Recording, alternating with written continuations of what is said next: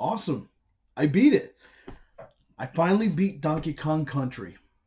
Now you might be saying, what's the big deal? It's Donkey Kong Country. Game came out like 20 years ago. But believe it or not, I've never beat Donkey Kong Country before. And since I didn't own a Super Nintendo growing up, I never really played it either. I mean, don't get me wrong, I did test it out a couple times, like at a store or whatever, but never really played much of it. And thanks to the Nintendo Switch having the Super Nintendo Online and the Nintendo Online, they kind of put a lot of classic titles on there that you can kind of check out and play. And it kind of had me thinking. I missed out on a lot of good games when I was a kid. I mean, even recently, I missed out on a lot of good games. There's just so many good titles out there. But you know how there's a lot of people that will tell you that a game is like really good, you have to check it out and stuff. Well, this was one of those games that I've been told countless times was a great game, it was a classic, and every time I tell people I never really played it, I always get that same surprised look. So it kind of had me thinking, you know, I should probably start going back and playing some of these titles and seeing if they actually like hold up to today's standards and seeing how, if I can beat them, great. If I can't, at least I gave them the good old college try and gave them a shot. But yeah, I was going through the Nintendo Switch Super Nintendo online section and I saw Donkey Kong Country on there and I decided, you know what? I'm finally going to give this game a try. Now, don't get me wrong. I know some people might sit there and say, "Oh, it's not the same because you're not playing on the same hardware." Because with the Super Nintendo, they give you that great feature of being able to rewind if you die or screw up or whatever. And this, and I understand why people would say that, but me personally, I don't really care about that. I just want to enjoy the game, play the game, and just see what all the fuss is about.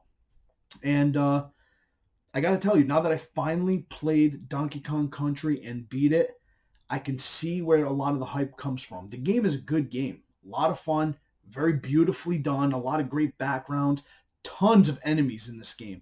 I mean, you got to think this was back during the Super Nintendo time, and they had a lot of different enemies. I remember just playing the game, even though I don't think that it took long to beat. I think I beat the game in like an hour and a half, 2 hours, something like that.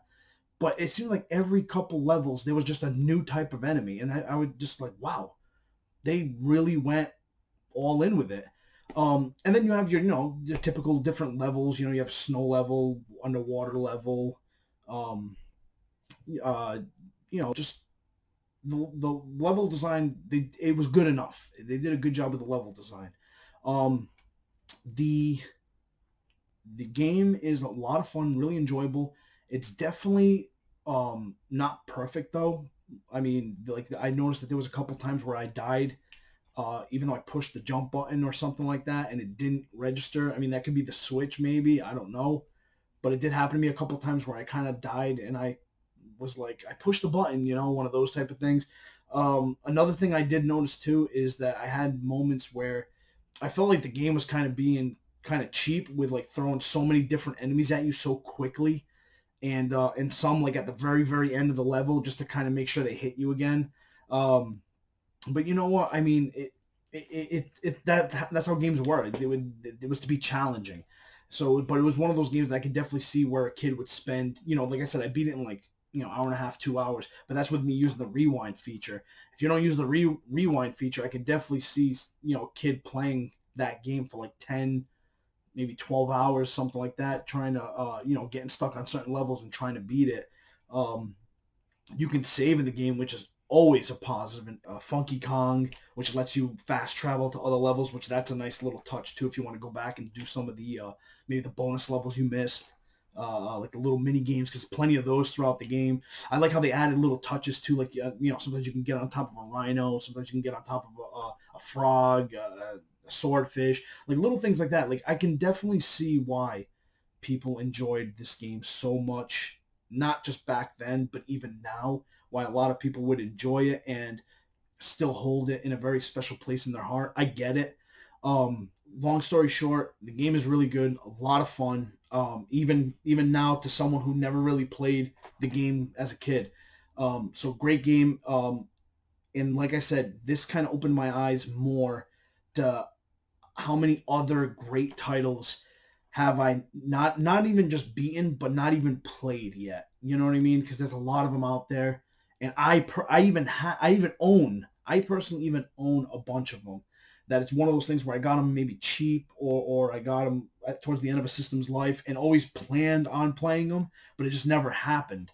So I think that's what I'm going to do this year. I'm going to kind of use this YouTube video as kind of like my excuse to kind of push me into going back, because I've had certain titles where I have tried to go back, and I'll get into them and I'll play them, and for whatever reason I just stop. I never finish the game. Not because I'm stuck, not because the game is bad or anything like that. It's just because I just stop playing and I start playing something else. So I'm creating this YouTube video in this new segment to hopefully push me into not doing that anymore, and hopefully getting me to experience more great classic games like this, and for me to have my own opinion on them, because not everybody likes the same things. So it could be one of those things where, Donkey Kong Country could have been great for everybody else, and for me personally, I didn't like it. But thankfully, I did like it. It was on the Nintendo Switch, Super Nintendo Online Country 2 and 3 on there too, which I want to jump into. And but yeah, I just wanted to share my thoughts with you guys. And like I said, I kind of wanted to do this video more just as an excuse to kind of push myself into going through these great games and finally playing them and finally beating them. I mean, if you don't own the game, you don't own the game. But if the game is there and you can play it, why not at least check it out? I mean, I'm not planning on beating every single one of them, but I want to at least give them a good old college try and just see, just see if it's worth my time playing them to today's standards, if they hold up, and B, if I can finish them and kind of see what everyone's talking about. But yeah, so I figured first entry for 2021 to start off the new year, I went right with a big heavy hitter on the Super Nintendo, Donkey Kong Country. I think it still holds up. I think it's a great game. I'm very happy with it. A lot of fun. There are some frustrations, but that's definitely expected in these type of games. But a lot of fun, guys. So thank you very much for watching. Let me know what you guys think about Donkey Kong Country down below. If you ever played it, maybe let me know if there's a game that I should play and I should check out. And if I have it, maybe I'll give it a shot. But thank you guys very much for watching. Please like, comment, and subscribe. Share the video. Let's help this channel grow, guys. And, just stay tuned for more content, guys. Thank you very much. Stay safe.